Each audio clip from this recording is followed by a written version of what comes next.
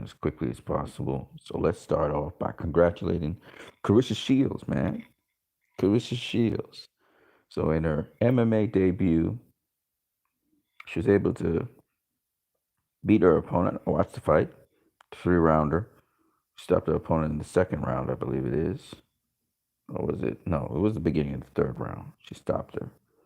Um, Again, exceptional work. Her opponent was able to do her thing though on the ground.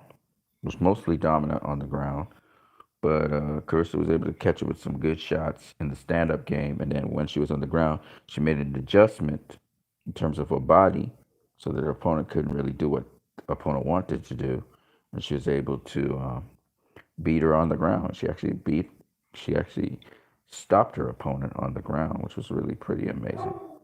Um, and her opponent was significantly bigger than her, significantly taller, had a longer reach and everything. Could kick. She was a kickboxer, so she could kick very well, and had a pretty decent ground game. And still, Chris was able to beat her. Of course, I noticed that Claressa was much more defensive on the ground. She knew how to block punches, and I noticed that particularly she was able to, parry off, block a lot of shots that her opponent had. So she really had that well in her ground game. Obviously, she has to develop her ground game a lot more, but you can see that already in these initial stages, she's able to progress and actually win an MMA fight, which is very impressive for somebody who has no MMA background whatsoever. You think of Holly Holmes, she actually had a kickboxing background, plus she had a boxing background when she entered into MMA, and Claressa had none of that. You think of Amanda Serrano, she had a kickboxing background as well, and a wrestling background, I think it's something like that. And so she again, had some sort of background when she entered into MMA. Carissa has no background like that in entering MMA, and this was very impressive that she was able to learn so much so soon. So we'll see how her development goes. Of course, the opponent that she faced had lost 3 fights in a row, hadn't won a fight since 2016. So at least the mindset of her opponent was one in which she was willing to kind of give up at a certain point. So all those things kind of worked in her favor, being the correct opponent. But anyway, that's all I wanted to say about Carissa. Congratulations, Carissa Shields. Excellent job. Let's talk about some other things. Let's start off with Shakur Stevenson, who's about to fight and face an opponent over this weekend. He has an upcoming fight. They had the weigh-in, and Shakur is ready and getting ready to face his opponent. Now, I want to say something first of all. I've noticed once it's talk about Bob Arum and any fighter he has on Top Rank, all we get is praises for these fighters. If it's some other fighter, whether it's Premier Boxing Champions or somebody on the Zone, I notice how um, people are very hypercritical of these people. So I just wanted to say that first and foremost because I just find it so hypocritical of the media and how they cover certain things because it's Bob Arum, it's his Top Rank, and all of a sudden that needs to get respect. And the fighters, they can do no wrong. They can face guys we've never heard about, but they get praise. All right, and why I'm saying this is because Devin Haney really had a tremendous performance against Jorge Linares. And unlike what people try to over dramatize and say he was in trouble for some reason in the 11th and 12th round, I never saw him in trouble. All right. I thought he had things well under control. Yes, he got caught with a couple of shots as he was dipping coming into the 11th because, of course, he's recouping and just making sure that he's fine. And they weren't taking any chances, so he was more defensively responsible. But again, Devin Haney was trading with Jorge Linares on the inside. I did not think that he was trying to please the fans or anything like that. I just think that in fighting and pushing Jorge Linares back and beating him down, Devin Haney, uh, you know, in the 11th and 12th wasn't doing as much of that, but he was still getting to the inside, which is why, people think he was clinching up, but he was really trying to push his weight on Jorge Linares. Again, we've seen that the clinch is a very important tool in boxing.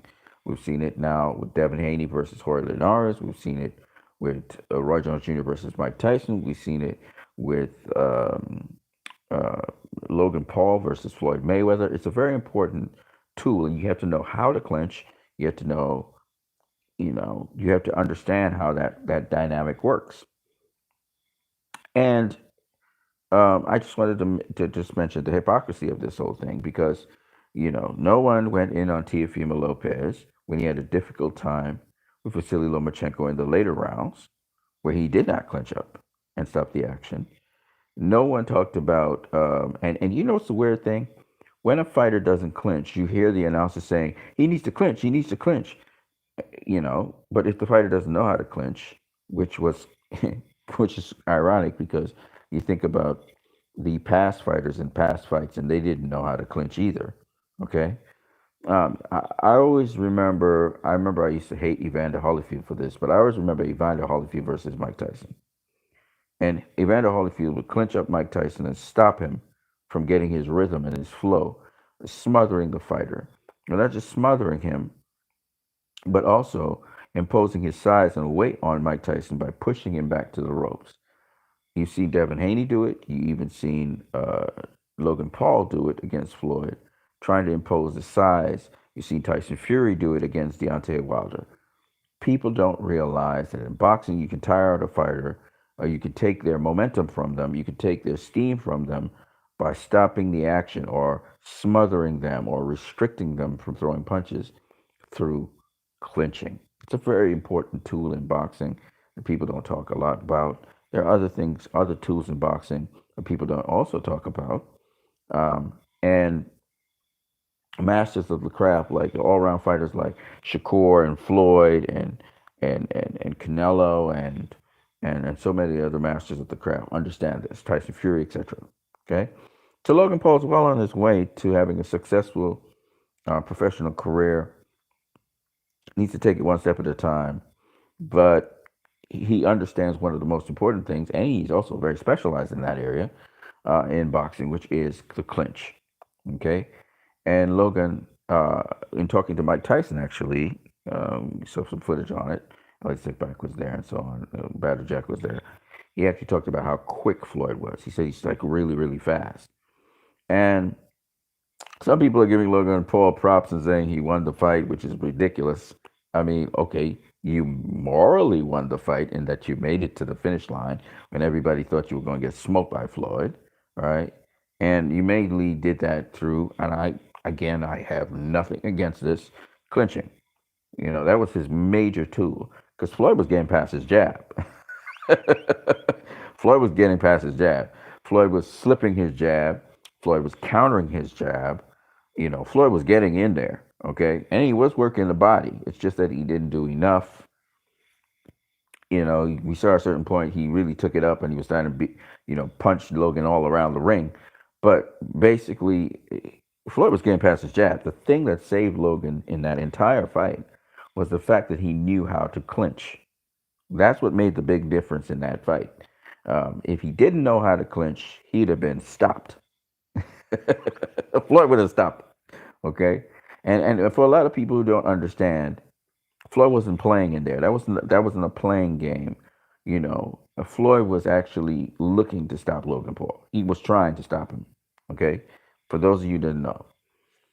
Um, but what I'm trying to say is because of Logan's ability, his unique ability to be able to clinch, he was able to make it to the end of the fight. At no point in time was he in control of the fight. At no point in time, at least after round one, at no point in time was he a dominant force in the fight. It was Floyd. He was just bringing the heat, okay, nonstop.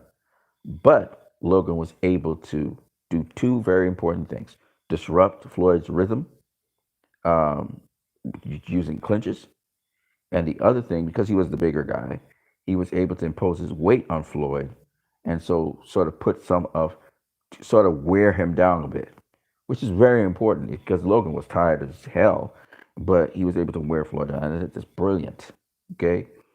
And When you're good at doing something, you use it to your advantage. I give him props for that. Now, with guys that are comparable size to him, it's going to be much more difficult for him because he won't. The clinching is advantageous, but remember, if a guy with equal strength or equal size as you, it's not going to be the same kind of effect you'd have on a smaller guy. But it's ridiculous when you think about it. We just say, "Oh, yeah, it was Floyd and Logan don't know how to box," but it's ridiculous. And as Shakur Stevenson even made that point, it's ridiculous to think that a guy who's 45 to 50 pounds lighter than another guy is walking the guy down. Right? It's kind of ridiculous to think about it, and to think about this as well, that you're talking about a guy substantially smaller who's not known as a power puncher. He's not known as that. I'm not saying he doesn't have power in his hands, but he's not known as a power puncher. And that's a very important thing for a lot of people to understand. Anyway, so I was listening to, I forgot the name of the channel, and they were talking about how, Floyd and Logan, people are, blaming it and it underperformed and blah, blah, blah, blah, blah. And he goes on to say that he's not a big fan of Floyd, and they got their money, and they're not to blame for. We shouldn't be mad at them. We should be mad at the people in the boxing arenas, the promoters, and so on, and not letting the big fights that we want to see happen. Um, First of all, let me make it abundantly clear: if you're a detractor, if you're a hater of Floyd Mayweather, you're going to say what you just said. First of all, the fight was in the right context. It was an exhibition fight. Second of all, your expectations for the fight, while they weren't met, they were close to being met. Because if you think about it, Floyd was walking down Logan Paul. So why are you mad? Because he didn't stop him? That's it? That he didn't get the stoppage? He's not known as a one hitter quitter. Okay, and Logan showed us that he had a certain tool that helps him to survive. It's very difficult to stop a guy, first of all, break him down and stop him, who is able to clinch. It's just what it is. When a guy goes in there to survive, it's harder to beat that guy than a guy who is going to cooperate with you and engage you and fight you, right? Because he's coming to win. And I'm not saying that Logan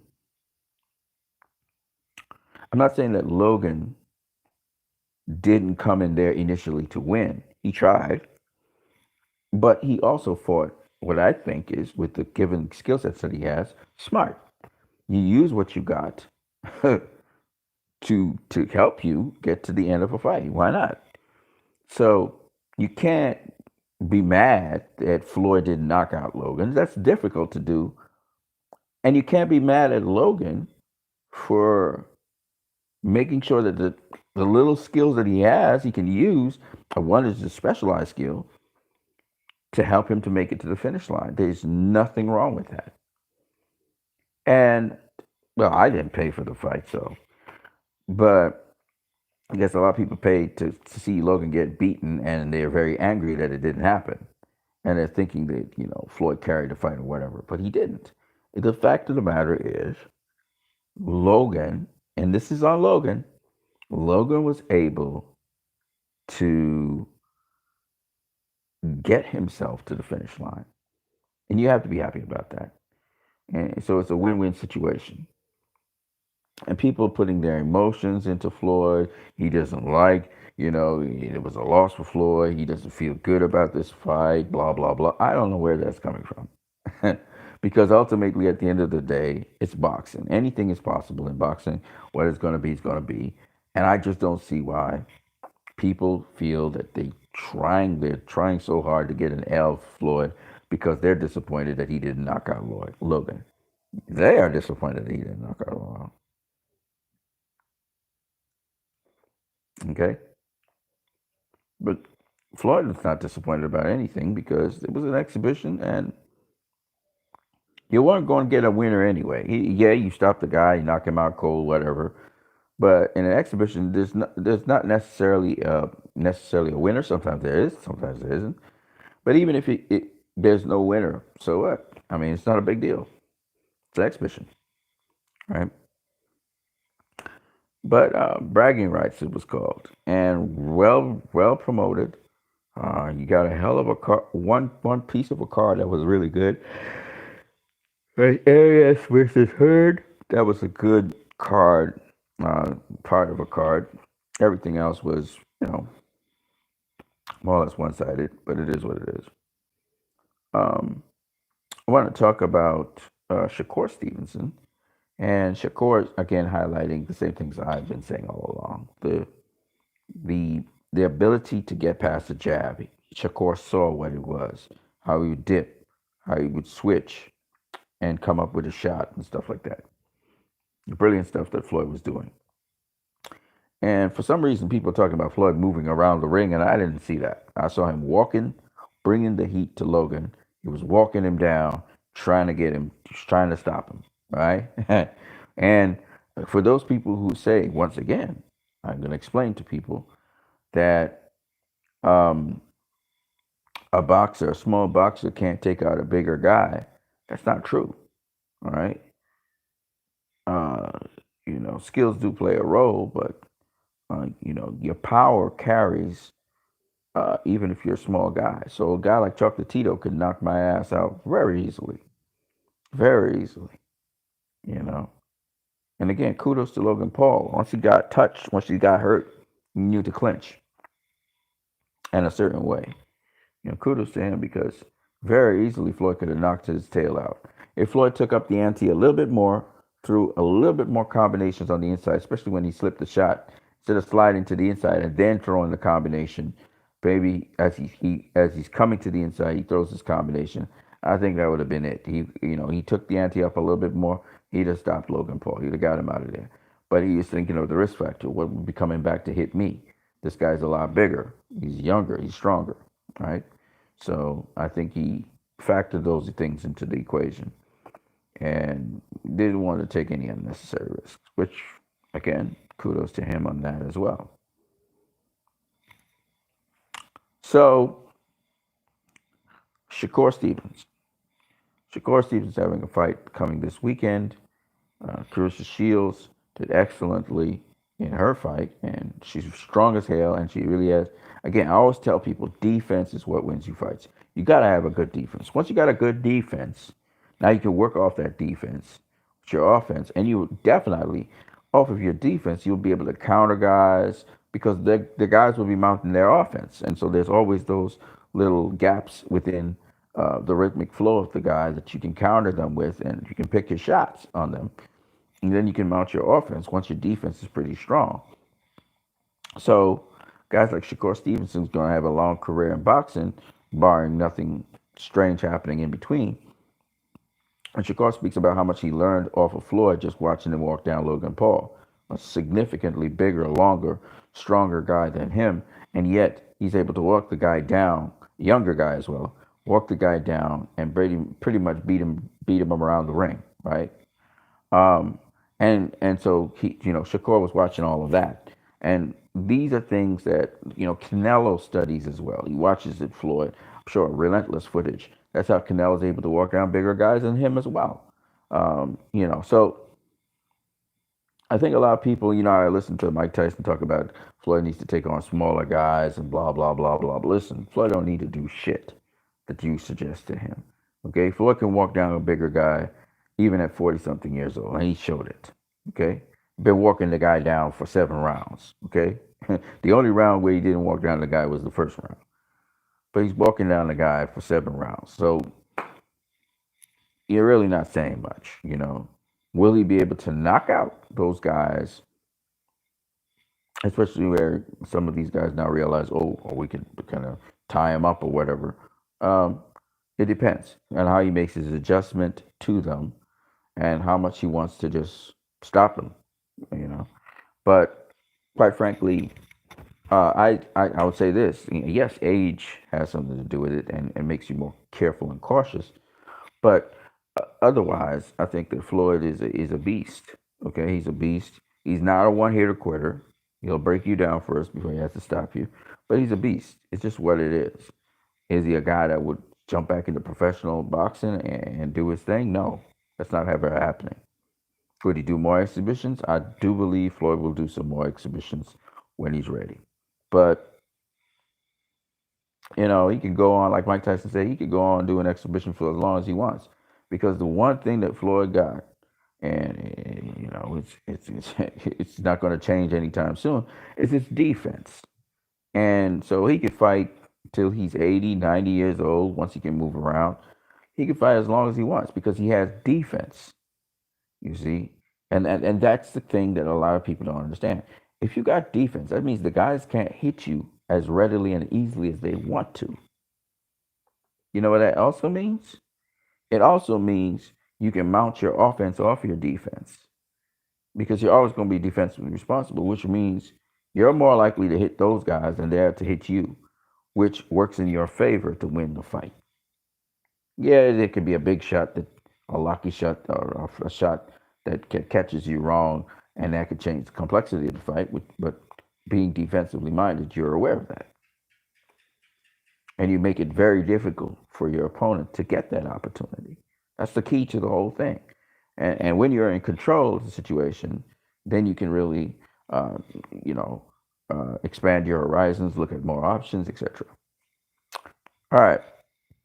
So I want to talk about the argument that they had, and they talk about concerning.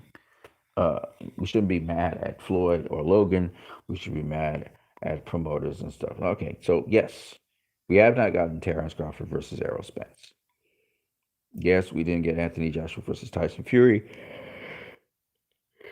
Yes, we're not getting Tank, for example, versus Teofimo Lopez, or Haney versus Lopez, or Haney versus Garcia, etc. Now, I sort of kind of agree that some fights I just don't listen to the fighters when they talk because they're just talking.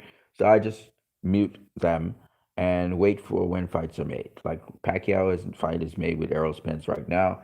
So I'm elated about that. That's a tremendous fight and looking forward to it. I pick Errol Spence to win. And the reason why I pick Errol Spence is because I know that Floyd Mayweather is probably in his corner. If Floyd Mayweather's in his corner, he's definitely going to win. Um, but if we look at all of the other bigger fights that are coming up, and we even had some unifications. We had Josh Taylor versus Jose Ramirez. Um, we have upcoming. We have Jamel Charlo versus Castano. We're looking forward to that fight. People are saying that Charlo will win that fight. I don't know about that. Castano is a defensively sound fighter. Hardly gets hit with certain shots. He's relentless. So that will be a great fight. I'm not going to lie to you. We had Nolito Donaire versus may have Nolito Donaire versus Nairo Inoue before we get Juan Ruel Casimero versus Inoue. I would love to see Casimero versus Donaire or Casimero versus Inoue. They're all in the same weight class, and I know those guys wouldn't have a problem facing each other. So I would love to see those kinds of fights. And those fights are still available. Um, B-Ball wants to face BWF. They haven't been able to throw down yet, but that's another fight that you look at. And so there are fights out there, not the biggest fights, but there are fights out there that still make boxing tantalizing, and I come out to see. But what I do is I don't listen to rumors, and I don't listen to all the, day to day baloney that fighters say to one another. Right? I'm looking forward to when the fights are made. And once the fights are made, then we will talk about the fights, and that's how I'm proceeding from now on. That's why you don't see me, just every day, because it's very frustrating listening to boxers talk and nothing's happening. Right? Arrow's got a good fight with Pacquiao. Ugas is on the undercard. And again, Ugas was looking for the winner. That's what he's looking for. And kudos to him on that. I mean, if you're talking big fights, those are the kinds of fights you want to be involved in. Pacquiao fight's a big fight because Pacquiao, according to Victor Conte, needs to make sure that he's fully enrolled in the VADA program and fully being VADA tested. That's something that Pacquiao needs to address immediately and his camp because that's a lingering question that keeps on coming up time and time again. We don't know if he was the last fight he had. We don't know if he was VADA tested all the way through either. Okay, so that doesn't look good on him, and this is something that keeps on coming back. How he's avoiding VADA testing. That's not a good thing. That's not a good sign. Hopefully they can address that issue. Uh, But with respect to Terrence Crawford's hell of a fighter, hell of a boxer. Waiting for his contract with Bob Arum's Top Rank to end so he can leave Bob Arum and Top Rank. Bob Arum is not allowed for him to make fights with Errol Spence. Bob Arum has been the hindrance of Errol Spence and Terrence Crawford happening. Bob Arum is also going to be a hindrance towards a Tank Teofimo Lopez or a Teofimo Lopez Devin Haney fight happening. Once Bob Arum's in that equation, that's not going to happen.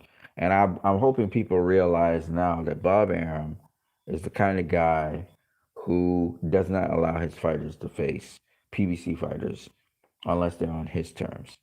He seems to be that kind of dude, and he tries to keep certain big fights from happening. As much as we all talk about he's a proponent of big fights happening, he tries to keep certain big fights from happening. And he's been a plague on boxing for the longest while. I hope he gets his ass kicked out of boxing or he drops down and croaks. I hate to say it like that, but you know, uh, the sooner he's out of boxing, I think all those kind of embargoes would be lifted, and you kind of have much more free flow in boxing. Guys will be able to face each other. He's kind of like the old fossil that's really just messing up things for boxing. And the sooner he's out of it, the better. Um, but of course, we want to see a Lopez versus Haney. Of course, we want to see certain fights and they're not happening. But that's boxing, right? It's always been that way. I was listening to Teddy Atlas talk about the Four Kings and blah blah blah blah. But Teddy Atlas keeps on forgetting that those same Four Kings avoided Mike McCallum and Aaron Pryor. Okay, and then those same Four Kings, they weren't facing none of the 160 pounders. Okay, they faced Marvin Hagler, great, but then there were other guys there, and they never tried to face those guys. Okay, so I'm just saying that to say this that you know the Four Kings wasn't their time. It's basically the same kind of timing as our time, just that they didn't have social media back then, and people were more naive about the sport of boxing in terms of the people were more immersed in boxing, but at the same time, they bought into the hype. Okay, let me give you an example of what I mean. Marvin Hagler versus Mugabe. Mugabe was an overhyped fighter. Okay, he hadn't faced anybody. Yeah, he was undefeated more or less or whatever when he faced Marvin Hagler, and they say he was a killer and a beast and all of that. But at the end of the day, Mugabe didn't face nobody. He hadn't even faced a world champion. Okay, today we call him an unproven fighter. Right, the beast from the east. A lot of people don't realize, now we're more savvy and we don't buy into the hype so much. And a lot of people are very narcissistic anyway.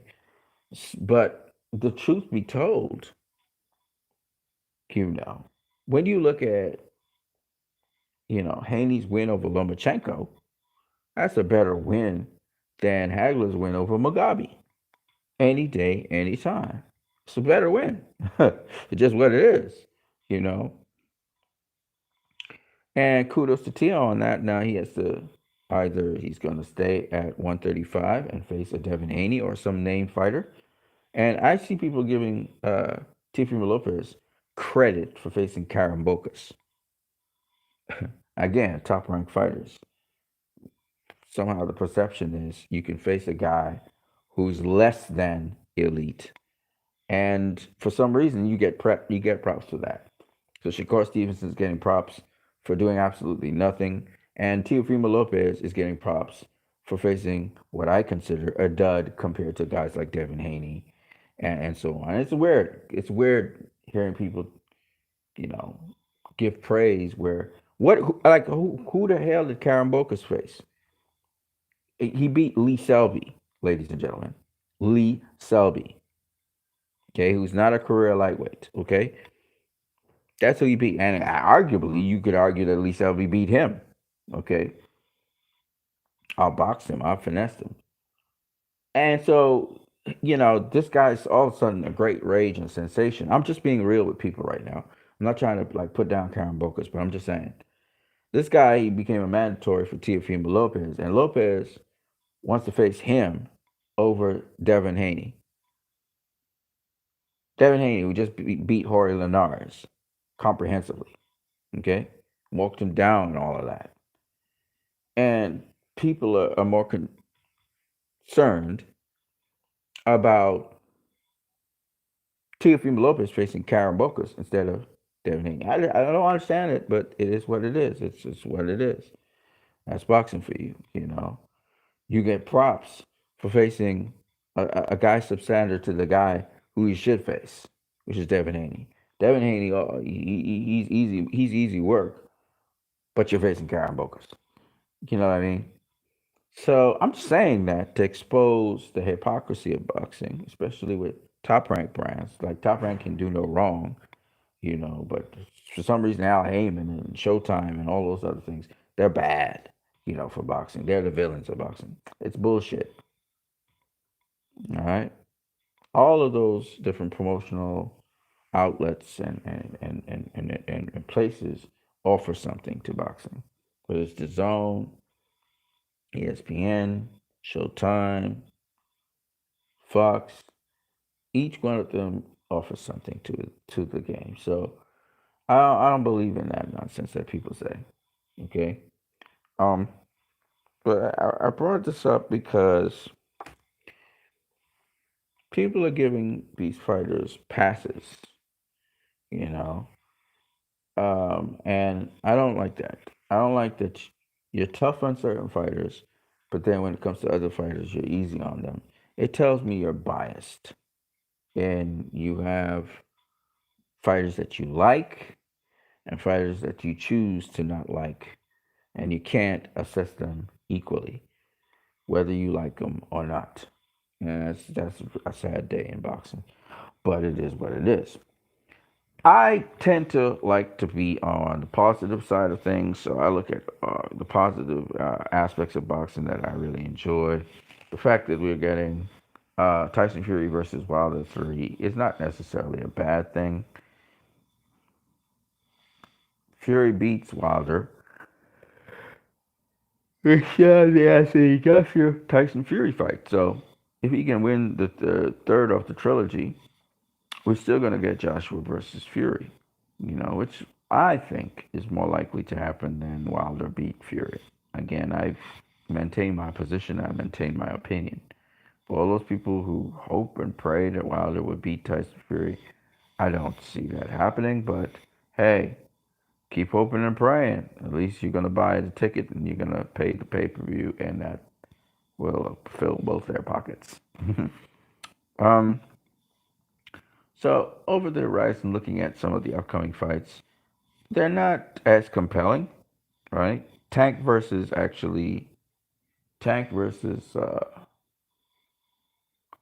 Barrios is actually a better fight than obviously Shakur Stevenson versus Shakur Stevenson versus I don't even know the name of his opponent from Africa.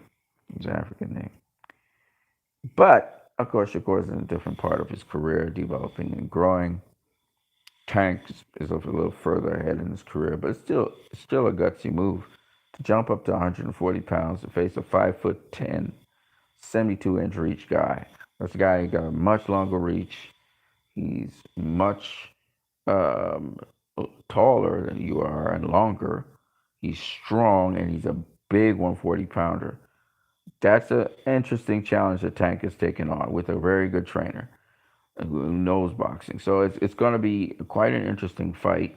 And now I look at it, I was like, you know what? This Mario Barrios fight is going to be an interesting fight. And I can guarantee you, if Mario Barrios can use his size and weight on Tank, it's going to be a very interesting night. That's all I'm going to say. Um, so, with respect to Tank and Shakur, actually, Tank has the much tougher fight than Shakur has because Tank is going up in weight, one, two. And two, he's not facing a slouch. He's facing a guy who's actually gotten a secondary championship belt. So it's not easy. It's not cut and dry as people think it's going to be. And Tank's going to have to pull some other tools out of his tool bag besides the the straight left, sweeping left, etc. But he's gonna we're gonna see what he does, and that's a great challenge right there for him. And on the undercard, there's one fight that really intrigues me. It's Erickson Lubin versus Jason Rosario.